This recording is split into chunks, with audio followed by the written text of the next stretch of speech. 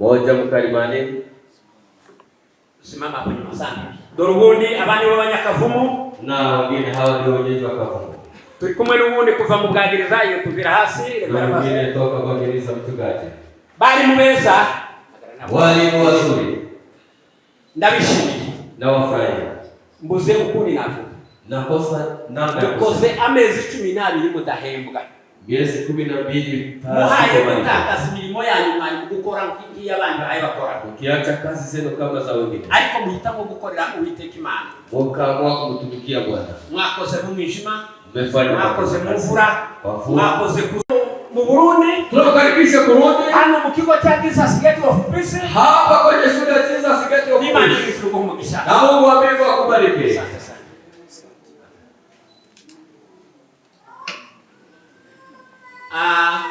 Kugira ngo ducungure umwanya yagariwe na visionnaire Asa kuva hariya muri Australia. Ila mwanzilishi ambaye anaitwa Asa naishi katika nchi ya Australia. Yakoze ibintu byananiye abandi. Amefanya aliyowashinda wengine. Yakoze umurimo Uwiteka Imana ashaka. Amefanya kazi Bwana anayopenda.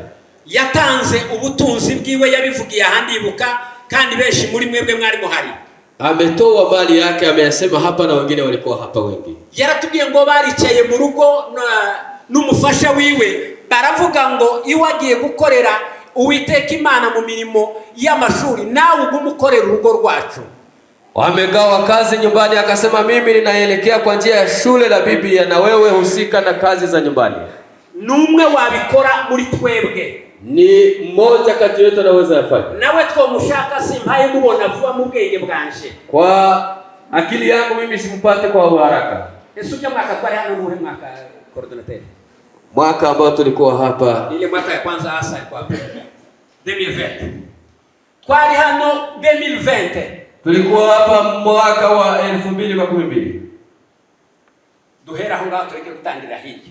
Tunaanzia hapo tuache huko basi. Ariko yeye yaratangiye mbere twe niho yadushikirije icyo gikorwa. Yeye ameanza zamani, hapo ndipo sisi tumekabidhiwa kazi hii. Ubu nyine tugize imyaka 7. Tuna miaka 7. Asa ari uhagarara kino gikorwa. Yeye Asa akisimamia kazi hii. Hano mu Burundi. Hapa Burundi. Kugeza kuri uyu munsi. Hata siku ya leo. Ko muruva ko muntu tutomushimira. Uyo mtu mnasikia tuweze tubanze tumukomera amashi twese na warayumva.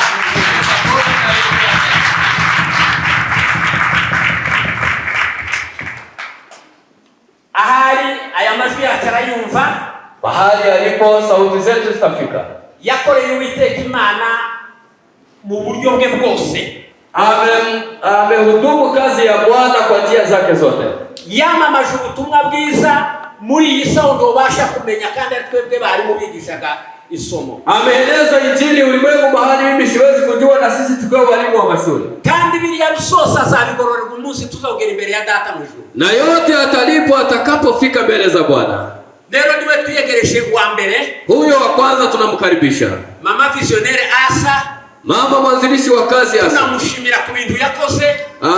Tunashukuru kazi alizozifanya. N'ubwenge yaduhaye bwo kumenya ijambo ry'Imana. Na akili ambayo ametuletea kujua kazi za Bwana. Kwihanganisha muri urugendo rusha mu ijuru. Na kutupa faraja kwa njia ya kwenda mbinguni. Tunamuyegereje Imana mu ijuru. Tunamkaribisha na Mungu wa mbingu amubariki.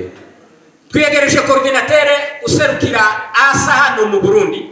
Tunamkaribisha yule muhusika na makazi ambaye anamwakilisha hapa Burundi. Yova hasi tukamwona tukakoma mashi twese. Anaweza kusimama sote tunamkaribisha. Uyu munsi Timumubone kurya mwari musanzwe ngo ni Revera Pasteur w'ishengero. Siku ya leo msimuone kama mchungaji wa kanisa hili. Kuri mwebwe niko mubizi. Ariko ni nyuma muziki nabiyegerezaga. Kindi hata baada ya kubanza ushiremo nanone mbone kubiyegereza. Weka kwanza.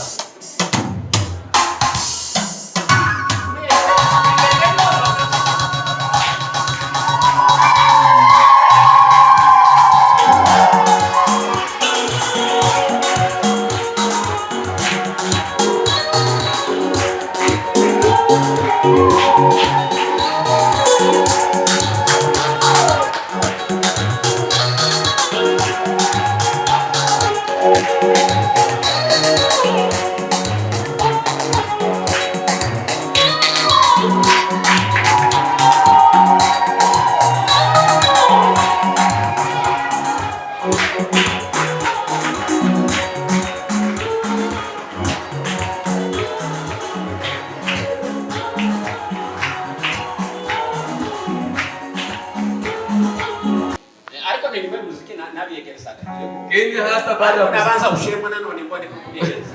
Weka kwanza.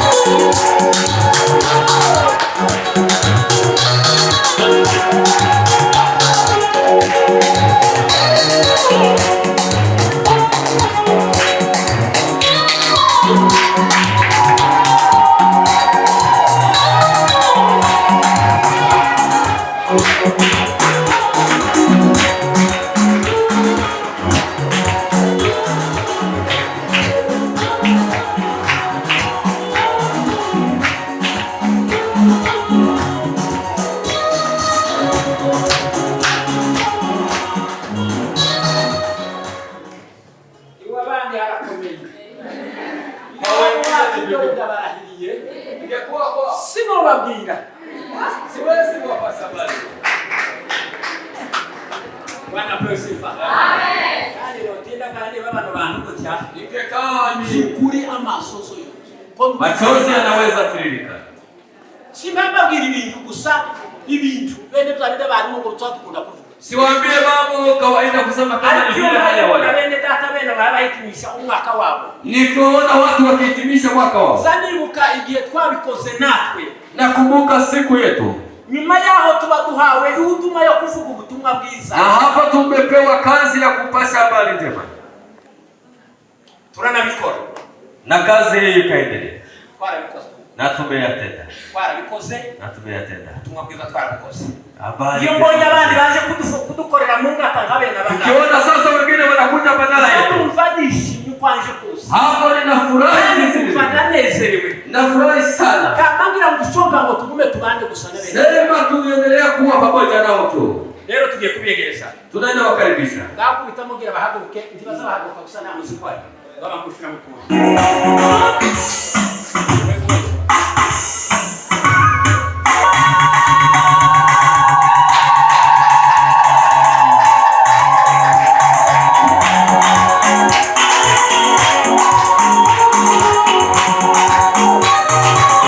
Kwa kukosa maarifa. Kwa kuwa wewe umeyakataa maarifa. Kwa kuwa wewe umeyakataa maarifa, akili, hekima. Mimi nami nitakukataa wewe. Mimi nami nitakukataa wewe. Usiwe kuhani kwangu mimi. Usiwe kuhani kwangu mimi. Kwa kuwa umeisahau sheria ya Mungu. Kwa kuwa umeisahau sheria ya Mungu. Sheria ya Mungu wako. Sheria ya Mungu wako ndivyo inasema. Mimi nami nitawasahau watoto wako. Mimi nami nitawasahau watoto wako. Ni hapo. Tusaidie tena kusoma kitabu cha Kutoka.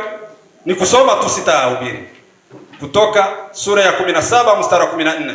Kitabu cha Kuva 17:14.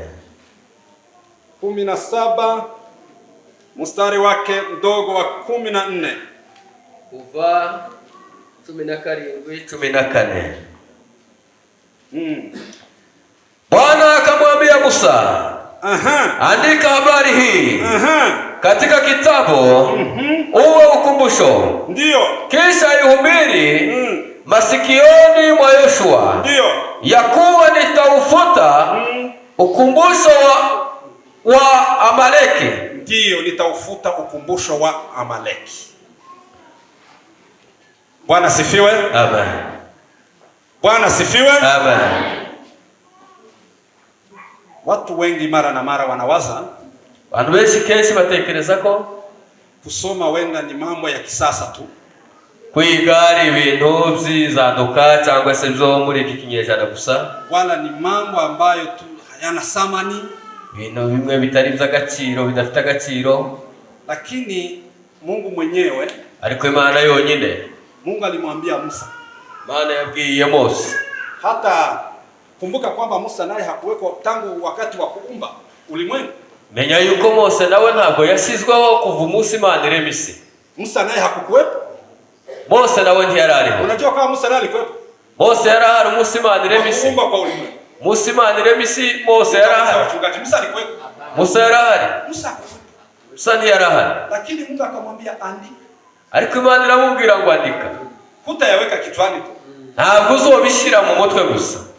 Hutabisikia tu na kubizingatia. Ntabwo uzabyumva ngo bifate gusa mu mutima. Andika, terme andika, neno andika, Mungu mwenyewe alilitaja kwa Musa. Iri jambo kwandika Imana yararivuze ibwira Mose. Ndio maana kusoma ni kitu cha thamani. Niyo mpamvu kwiga ni ikintu cy'agaciro. Mungu akamwambia nabii Hosea, Bali bwira umuhanuzi Hosea, akamwambia watu wangu, amubwira ngo abantu banje wanaangamia bararimbutse kwa kukosa maarifa. basize kutamenya. Kwa kukosa nini? Maarifa. Kubera kubura ubwenge. Walikuwa na ghala ya pesa, bari bafite ikigega cy'ubutunzi cy'ifaranga, walikuwa na chakula na mengineyo, bari bafite ibyo kurya n'ibindi. Kilichokosekana ni maarifa. Ariko icyari kibuze n'ubwenge. Mungu akamwambia Hosea, Imana ibwira Hosea, nami nakataa utakuwa kuhani kwangu. Iramubwira ngo bene abo bantu nanjye sizemera ko baba batanzi banje. Nami nakataa utakuwa kuhani kwangu. Nanjye sizemera ko abantu badafite ubwenge baba batanzi banje. Mara nyingi kenshi tumepatwa na shida mbalimbali, twahuye n'ibibazo bitandukanye kwa kuamua shida za kanisa, imanza z'itorero, ukitumia mila tu na desturi zako za kilugha kwenu, ukurikije imico n'imigenzo gusa y'iwanyu mu bwoko bw'iwanyu, lakini haukutumia maarifa ya neno la Mungu. Ariko ntiwakoresheje ubwenge bw'ijambo ry'Imana, kwa sababu haukusoma. Kubera ko ntiwize. Lakini ukisoma, ariko niwiga, mnajaa maarifa, muzi ubwenge, mnajaa njia, harimo hano huzuye ubwenge, huzuyemo n'inzira, namna ya kuomba na kuamua, harimo uburyo bwo gusenga n'uburyo bwo kuca imanza. Ndivyo Mungu mwenyewe alisema, kwa sababu wanakosa maarifa. Kubera yuko batazi, Biblia haiwezi kubadilika. Bararimbuka. Biblia ntabwo haiwezi kubadilika.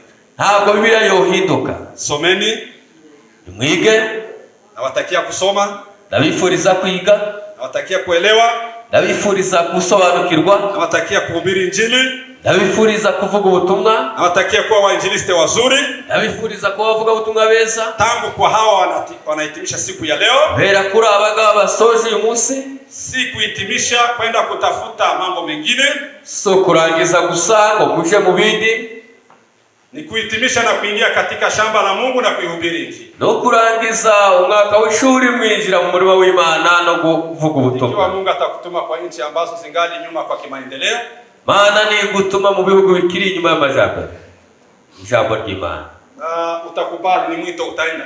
Uzagenda no muhamagaro. Ikiwa ni kwa nchi ambazo zinaendelea, niba ari ibihugu bimaze gutera imbere, ikiwa ni hali gani, niba ari mu bihugu bifite ibibazo bisa gute. Paulo alimwandikia Timotheo, Paulo yandikiye Timotheo akasema uhubirini Injili, aramubwira ngo uvuge ubutumwa. Vile mwarimu Daniel Vincent mnamuona hapa mbele yangu, Vincent muramubona aho ngaho imbere, anawakilisha walimu wote wa Bwagiriza, uyaraserukira abarimu bose y'Ubwagiriza. Tena shule letu linatumikia Kavumu, shuri ryacu rikorera Kavumu, Bwagiriza, Nyekanda, Musasa na Bujumbura.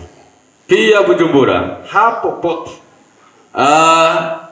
aho hose tuna daraka za kutoa shahada, dufite ubwo bushobozi bwo gutanga ivyeti, tuna daraka za kufanya sikukuu kama ya leo, dufite ubwo bushobozi bwo gukora iminsi mikuru mubona, kwa sababu hao wote tulifanya nguvu za kuwafundisha masomo, kubera ko bose twashizemo imbaraga cyane kugira ngo bige kupitia walimu. Sasa bikiye rero muri abo barimu, mwalimu ndio jembe ya masomo, umwarimu niwe shuka y'amashuri. Tunashukuru walimu sana, turabashimira abarimu cyane. Asante.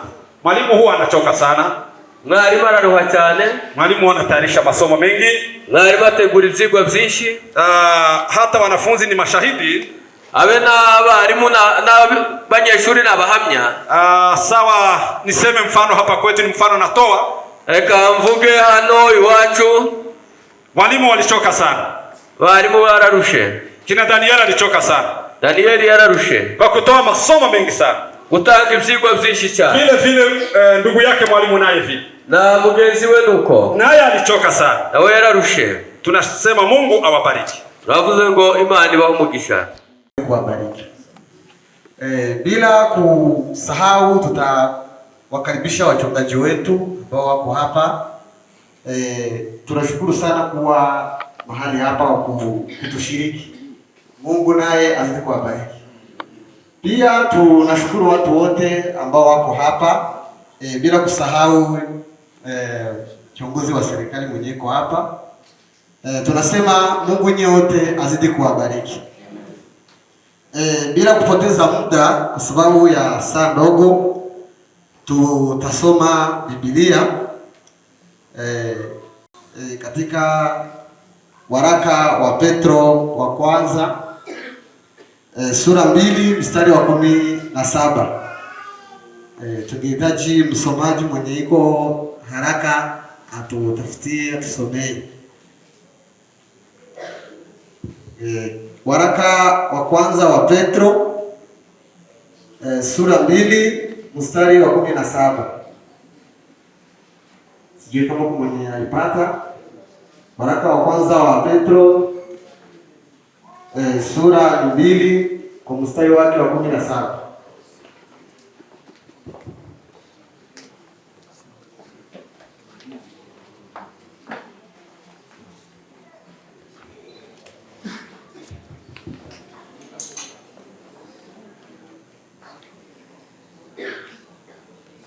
Waraka wa kwanza wa Petro sura 2 mstari wa 17. Tusome katika jina la Yesu Kristo. Mubahe abantu bose, mukunde bene data, mubahe Imana, mubahe Umwami w'Igene. Asante.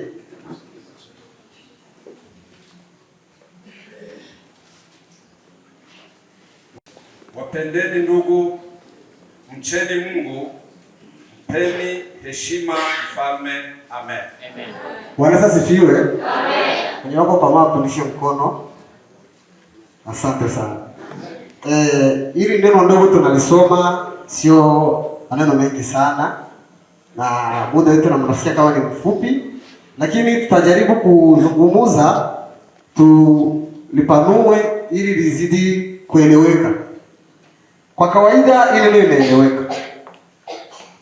Leo kitu tutajifunza kwa siku ya leo, kama sidani teme ya leo, adabu, utaratibu, thamani ya mtu mwingine, kukakuonesha mahali ambayo kuna matendo yake, katika matendo, katika msemo na katika hali ya mazingira yake anayoyaishi.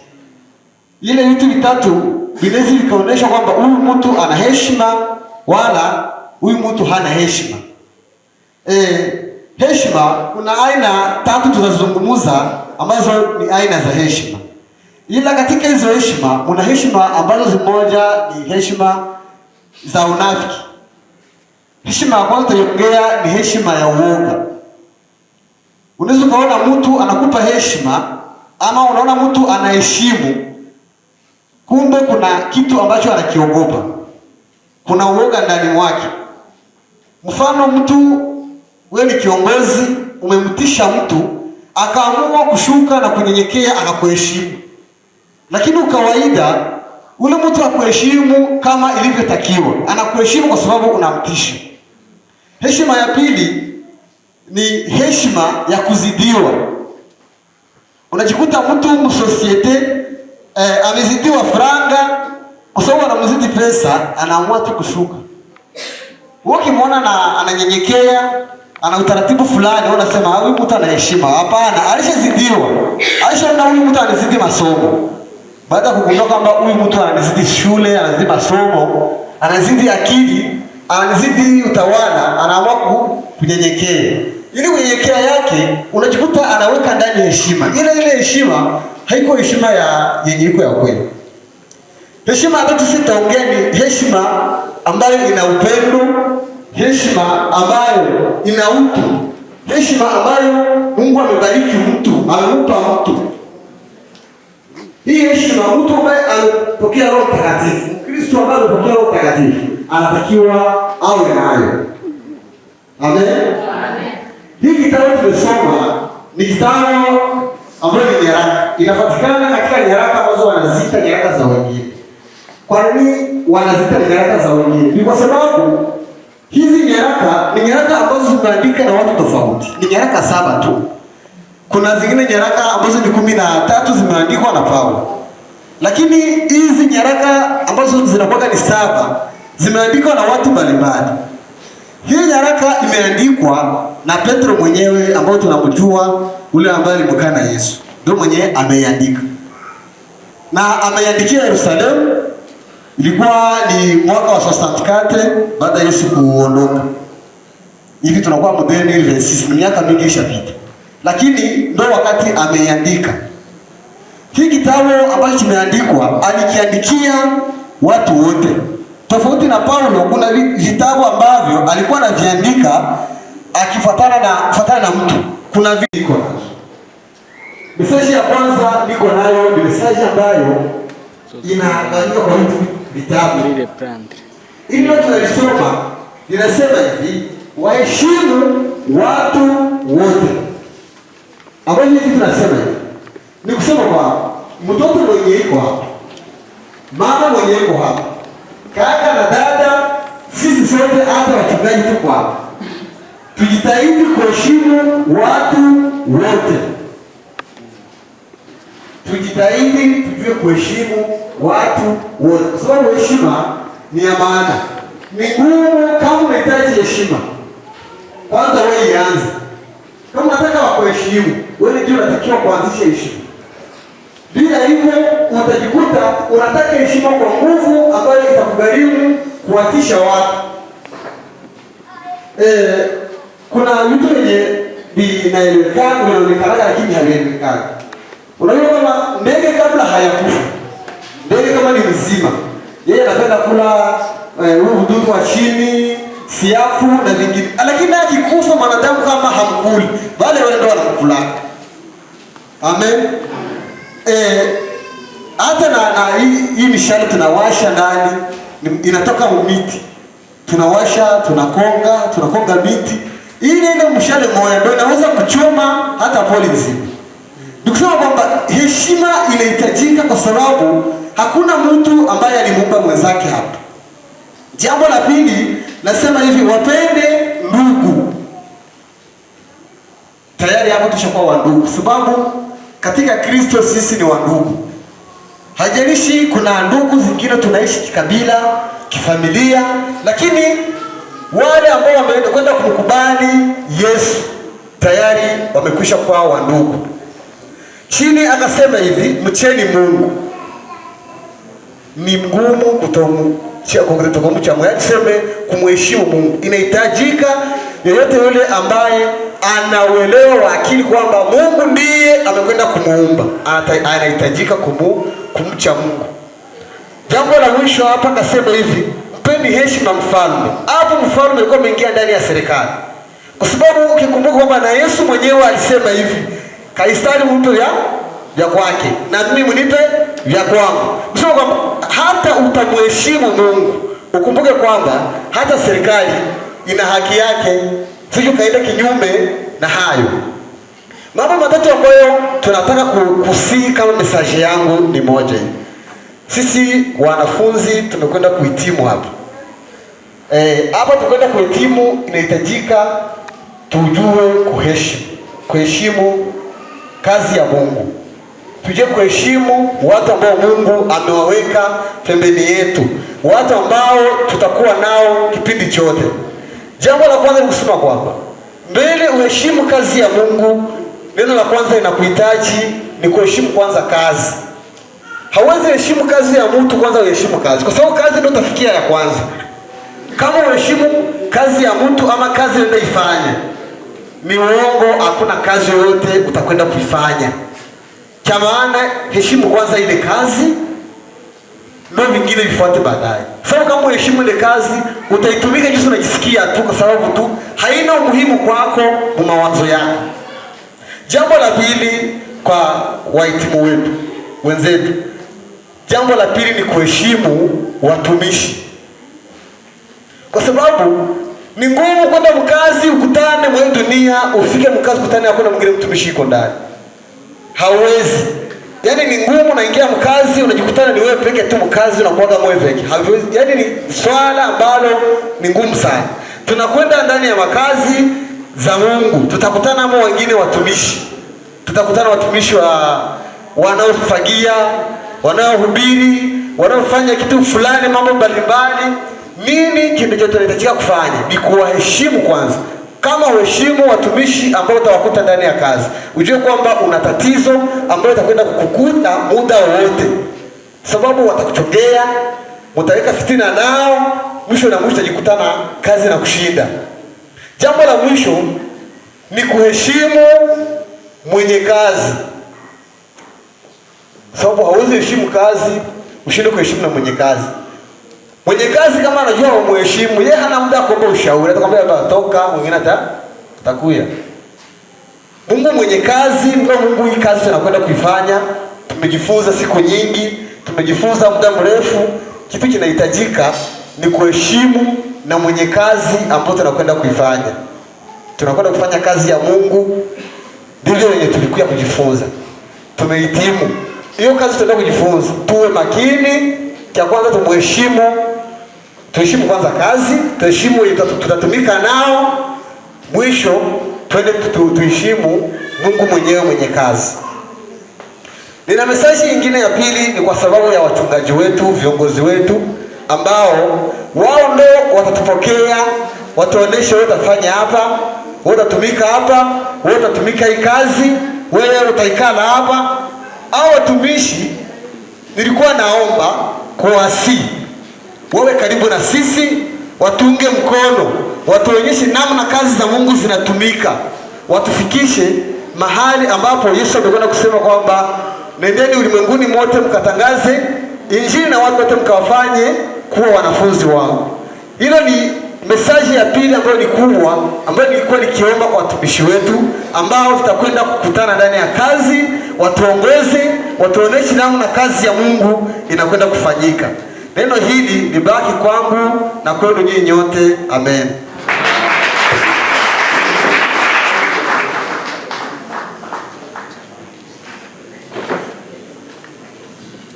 Bwana pewe sifa. Agize neza umunyeshuri wacu. Afanya vema mwanafunzi wetu. Uko akozeho bukeya gusa. Hapa anagusa kidogo. Ariko avuze ijambo ryiza cyane. Anasema neno nzuri sana. Ijambo ryo kubaha. Neno la kutii. Juko nalikuze. Jinsi mimi nimelijimulisha.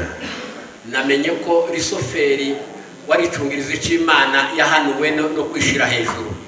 Lucifer ambao alikuwa makamu wa Mungu ameshushwa kwa ajili ya kujiinua. Ariko Yesu mwana w'Imana warukwiye kuja hejuru, iwe yishize hasi ahabwa izina riruta amazina yose. Lakini Yesu mwana wa Mungu ambaye alikuwa na ruhusa ya kuwa juu ameshuka ili ainuliwe. Jambo ry'Imana rihabwa icubahiro. Amen. Neno la Mungu lipewe sifa. Amen. Tugiye kwegereza coordinateur wacu musika na makazi.